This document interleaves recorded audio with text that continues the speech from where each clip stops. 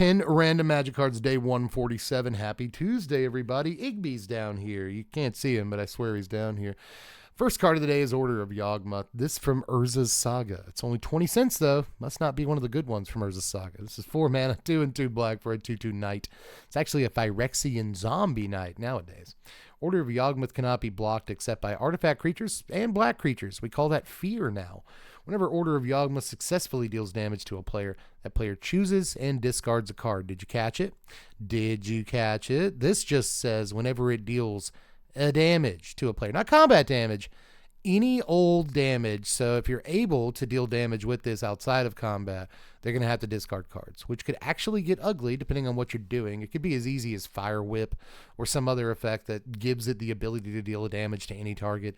That'd be good. But then what if you gave it the chance to untap after that? And then again, the same turn, keep untapping it. That seems like it'd be pretty good. But there's other ways of making this deal damage to things, right? There's effects in red, especially, I think, that allow your creatures to deal damage equal to their power. You know, obviously green does that. You can have this bite an opponent somehow, you know, deal damage equal to its power to a player. And again, red can do that occasionally. So, you know, there's plenty of ways to engineer, you know, just mind twisting your opponent, making them discard all of their cards. So, neat card. And it's got a built-in evasion on it, obviously. So kind of a take on a Hypnotic Spectre or a creature like that in black, but obviously not a super powerful one. But that said, I will give this creature a 4.7, which is a little higher than you might anticipate, but I don't know. I think there's tricks with him. You know, it's not combat damage. And again, sometimes that makes this really huge and also kind of evil difference. All the tricks it enables, right? Next is Holy Armor. From the long ago, this is a single white mana for an aura that enchants a creature. The creature gets +0/+2, and if you pay a white mana, that creature gets +0/+1. So reverse fire breathing. It gets butt breathing until it's a terrible name for it, but you know, when a creature has high toughness, that's a big butt. So sure, it gets a BBL. Depending on how much mana you're pumping into it. So this keeps a creature from dying to, you know, lightning bolt some of the time, but I think it's only supposed to do that in theory. What actually happened a lot of the time is that you try to stick Holy Armor and your opponent would cast lightning bolt while Holy Armor's on the stack. Even though the stack didn't exist, it would still work that way, you know. You'd get blown out.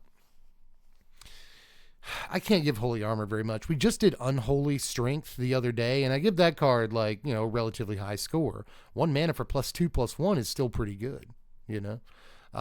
Holy Strength is actually the analog to Unholy Strength, and that's like +1/+2 for a single mana.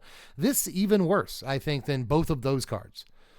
Pretty easily. A high toughness might not mean much unless you're like doing Arcades the Strategist.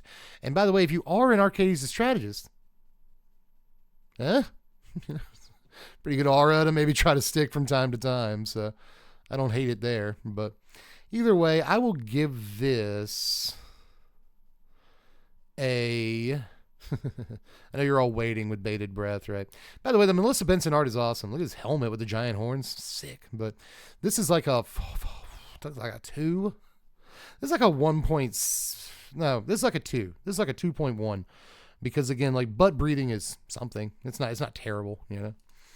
But Archon of Sun's Grace. I love this card, dude. 4 mana, 2 and 2 white for a 3/4 Archon with flying and lifelink. Pegasus creatures you control have lifelink. This also has Constellation. Whenever an enchantment enters the battlefield under your control, you get a 2/2 white Pegasus creature token with flying. So what a beautiful Enchantress ability that is, man. You know, I like Enchantress abilities that draw cards, but I'm also a big fan of the swings that Wizards took with Constellation and Eerie as abilities, right? There are Constellation and Eerie abilities that draw cards, yes, but both of these mechanics, which are essentially the same mechanic, tend to explore this space of enchantments coming into play a little bit more in ways that I really like. And Archon is one of the best, you know, cards with Constellation to my mind in all of the Theros, this Theros set. Goes in all my Sithis decks. Every time I build Sithis, come on in, buddy. But the cute thing about this in Enchantress decks is that it works kind of well with like Pegasus Refuge, right? And a couple of other cards that effectively make Pegasi for you. There's at least 2 that I can think of off the top of my head that make Pegasuses for you. And they're enchantments, so they will trigger Archon and other enchantress things when they come into play, but they also make Pegasus, right? So those have lifelink when you make them. That's always been a cool little thing to me. This has gone in a couple of cubes that I've made that also have those same like Pegasus enchantments in them. So I think it's just a really cute like interaction, and in limited that interaction shines more. You can tell I've got a lot of like love and experience for this card. It's not often that a newer card, read the last 6 or 7 years, touches my heart in the way that Archon has, man. Done a lot with this over the last few years, both in the arena and in paper. I just really like this card, man. Wonderful design. I'm going to give this card a 7.4. And some of that is subjective, my personal love for it. But all the things I've done with the card in the last few years, you know, I can tell you that it's good. I can tell you legit, the card is legit very good. You know, if you have 5 mana and you just play Archon into 1 mana enchantment, great value. That's just good value. You know, I like this guy. I will never not like this guy, dude. Next is Carter Doomscourge. It's really hard to say. Carter Doomscourge. It sounds like you're doing the, like... What internet era is that? Like the Ermagerd era? What was it, 2010? I can't even remember now, but Carter Doomscourge is 4 mana, 2 a black and a red for a 4/3 legendary demon berserker, originally printed in Kaldheim. This, when it enters the battlefield, until your next turn, creatures your opponents control attack each combat if able, and attack a player other than you if able. Oh, it goads. Okay, so it goads. Whenever an attacking creature dies, each opponent loses 1 life, and you gain 1 life. So in 1v1s, they are forced to attack you with all of their guys the next turn. Kind of neat, too, though, because it can have some relevance the turn it comes into play. Whenever one of your attacking creatures dies, each opponent loses 1, you gain 1. So you can just come in with the team and, you know, deal a bunch of damage to them even if your guys die. That's cute. This card saw no play, though, back in Standard, and obviously it's not the most sought-after commander in the world, but it could be cute in the 99 of certain decks. You know, it's just another incremental drain ability, and, you know, I love those. So I'm going to give the card a 4.4. I think that it's kind of getting there, like just a little bit. In Commander, it's like way better than it would be in Standard. But next is the Balrog, Durin's Bane. The Balrog. I can't get close to saying it the way Gandalf says it. The Balrog. This is a 7 mana, 5 a black and a red for a 7/5 legendary avatar demon that costs 1 less to cast for each permanent sacrificed this turn. Not just that you sacrificed, anybody sacrificed. It also has haste, and it can't be blocked except by legendary creatures. That's cute. When the Balrog dies, destroy target artifact or creature an opponent controls. It's doing a lot. You know what I mean? That's so good. I am playing Judith right now, and I'm not playing this card, so maybe I should buy a Balrog. Buy Balrog. It costs 25 cents, so I think that's a pretty good deal. And try it out in Judith. That's a pretty good deck for you. You can buy this one for 70 cents. It looks dumb. So anyway, this is pretty good. If you just sacrifice like 3 permanents that cost 4 mana for your 7/5 haste that can't be blocked except by their commander and like one other random guy on the table, and if they do kill it, you get to blow something up. Like, oh, that's very, very good, man. You will on most turns have to pay the full 7 mana for this, but I don't know. There's turns in Judith where I sacrifice like 5 guys pretty, you know, consistently. And what I mean by sacrifice 5 guys is I eat an entire bag of fries. This I will have to give. It's not bad. It's really not terrible, but I'll give it a 4.9 because I think that most of the game it's going to like rot in your hand and not be as good as you want it to be. But, you know, on your big Aristocrats turn, it can come down for like 2 mana. But then, like, on your big Aristocrats turn, you just win the game anyway. So, like, who cares? So, I have reservations. But we'll move on to Ichor Wellspring. This little guy right here was originally printed in Mirrodin Besiege, and he's done a lot of quiet role-playing since then. 2 mana for an artifact when it ETBs, or when it's put into a graveyard from the battlefield, draw a card. So, 2 mana to draw 2. So long as you can manufacture a way to get it into your graveyard. And it turns out most decks have a pretty good way of doing that. Oh my goodness, why can't I remember the name of it right now? There's a blue card for 2 mana that I think may be a sorcery, but you have to, like, as an additional cost to cast it, sacrifice a permanent, you draw 2 cards. And often people sacrifice Wellspring to it, so it's 2 mana, draw 3 cards. And you actually drew 4 cards in that exchange because of the card Wellspring drew when it came into play. So why can't I remember the name of the card? Does it start with a P? Is it from, like, Cold Snap? I'm so close to getting it. I usually would have gotten it by now, but I don't have it yet. Either way, we'll come across it today. We'll come across it today. That's how this series works. But Ichor Wellspring, I will give a 4.9 to, but same, honestly, as the giant Balrog we just looked at. And this doesn't have, the pomp and bravado of a Balrog. It doesn't do quite as much when it hits the table. But again, quiet, beautiful role player that has drawn thousands and tens of thousands of cards over the last few years for a cumulative number of players. Just a really fantastic card. But next is Time Warp. Let's do it again, baby. Originally printed in Tempest. 5 mana, 3 and 2 blue for a sorcery. Target player takes an extra turn after this one. How nice. How nice for them to put target player on this, right? Like, you're going to target somebody else. I actually, now that I think about it, I believe I have been targeted with Time Warp in order to make me, mill myself. I didn't have any cards in my library. So I think that actually did at some point happen. Maybe am I manufacturing this memory? I just feel like my buddy Ryan at his kitchen table when I was like 13 years old has time warped me because I would draw my last card and then have no cards to draw on the next turn and then die. I feel like this has happened. But either way, Time Warp is 5 mana for Time Walk. It's what a Time Walk actually should cost, not 2. 2 mana is ridiculous. Why is Time Walk 2 mana? It's one of the great mysteries in Magic. Time Warp being 5 makes a lot more sense. It really does, man. But this is still a banger of a card. It's a ridiculous card, bro. You want it from Tempest? It only costs $13. You know what's wild about that is that growing up, this card was $20. This was like a chase rare from Tempest, and it was $20.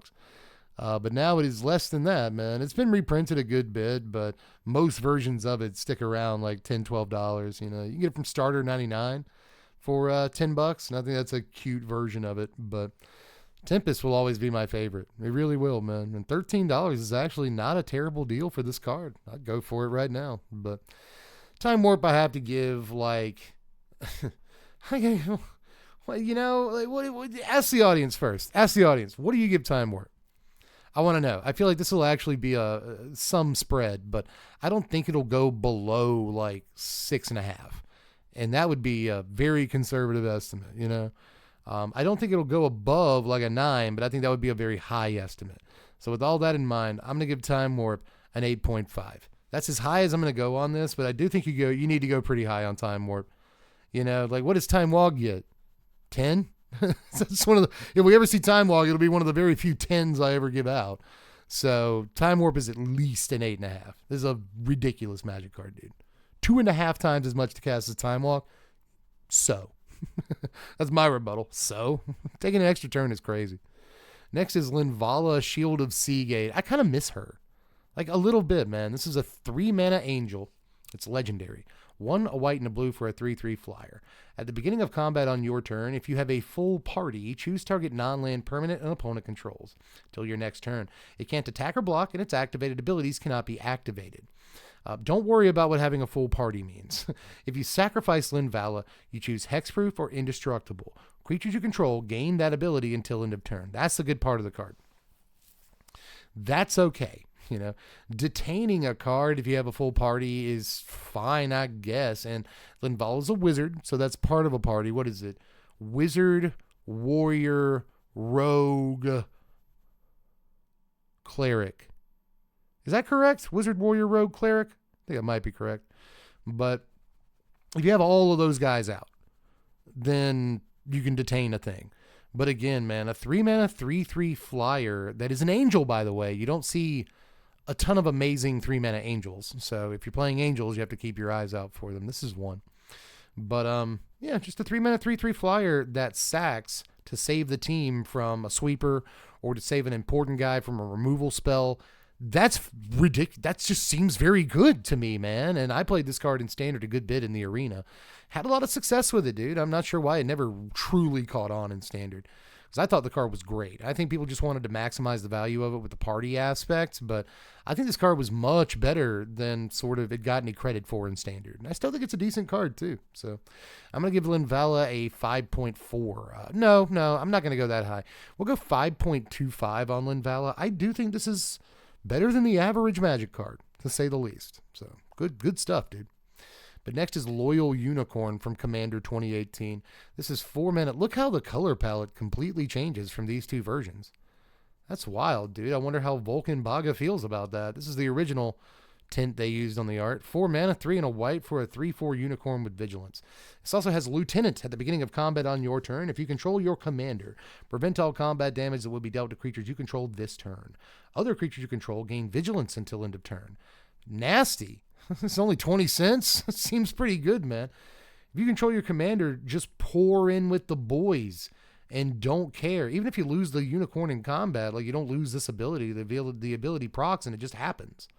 You know, so if you have this and your commander out, just send all the guys in with vigilance. Nasty, dude. I actually think this is quite good looking to me. But, you know, you only have one copy of it. It doesn't partner or anything. You have to find it, and you have to have your commander out, and you have to have a bunch of creatures you want to attack with. And, you know, like, there's more setup than maybe I'm giving it credit for. So I'm not going to rate the card, like, super high, but I am impressed. This is the first time I've seen it, and I'm a little bit impressed. So I'm going to give this one a 5. That's too high, isn't it? That's too high. I'm going to give this card a 4.8. I'll go there. I am interested, too, in how you feel about Loyal Unicorn. This card looks okay. That's all I'm going to say. Massacre from Nemesis is up next. More Pete Venters are. We keep getting Pete Venters this week. This is 4 mana, 2 and 2 black for a sorcery. If an opponent controls a plains and you control a swamp, you may play Massacre without paying its mana cost. All creatures get -2/-2 till end of turn. A free sweeper. Ladies and gentlemen, it's free. Are you aware that this card can be nothing to play? Unbelievable. You know, how is Snuff Out like $10 and this card is 60 cents? Somebody has a plains at the commander table. Come on, like, somebody on the commander table has a plains. Nowadays, really, ever since Smothering Tide was printed, like, somebody's got a plane. Takasia's Welcome was printed. Welcoming Vampire was printed. Like, somebody's got a plains, you know. I guarantee you. So, free sweep. Price doesn't really reflect the score I'm about to give this, but I'm going to give this a 6.3. Again, somebody's got a plains. So I just don't see how this card isn't busted. But next is Demystify, the final card of the day. A single white mana for an instant that destroys an enchantment. Simple and clean. Kingdom Hearts. 4. I'll just go with a 4. It probably doesn't even deserve that, to be honest, but I'll throw a 4 on it. I think it's close to that. But that is it. Let's close it out for the day, everybody. I will see you bright and early for Hump Day. It's going to be Hump Day tomorrow, everybody. We're getting through the week, aren't we? Love you. Bye.